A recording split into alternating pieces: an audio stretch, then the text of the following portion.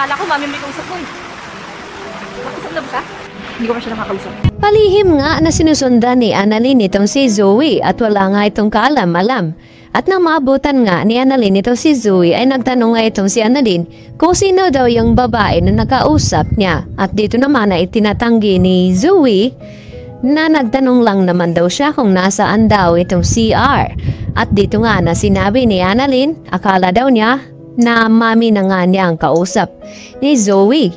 At nagtanong itong ulit si Annalyn kay Zoe kung nakausap na ba niya itong si Moira. At dito naman nagsisinungaling itong si Zoe kay Annalyn na hindi pa daw niya nakakausap. Subalit walang kalamalam itong si Zoe.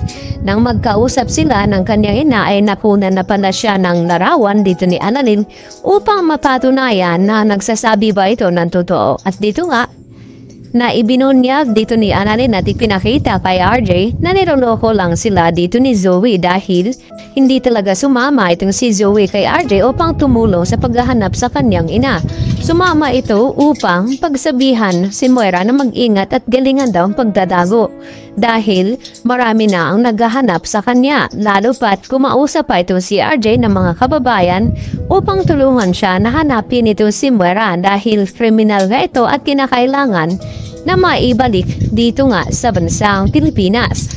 At dito naman na nagsabi itong mga kababayan na tutulong daw sila sa kanilang makakaya.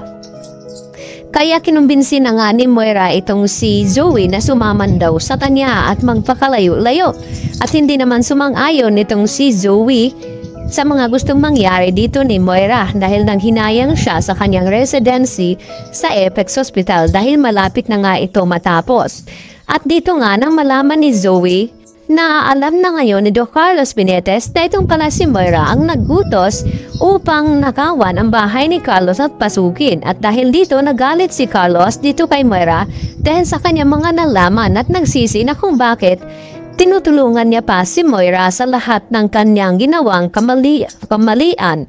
Kaya agad naman sinabi rin ni Zoe dito nga kay Carlos na balak na siyang isama ng kanyang ina para lumayo na sa ganon ay hindi na makulong itong si Moira. At pinag-isipan ng mabuti ito ni Zoe at dito na nga nagkakaalaman dahil bago makatakas itong si Moira ay isisiwalat na nga at sabihin na ni Carlos Benitez kung naasaan nagtatago itong si Moira na sa ganon ay maunahan itong si Moira bago makaalis at isama palayo itong si Zoe dahil sa takot ni Doc Carlos na baka hindi na nga niya makikita pa kanyang anak na si Zoe.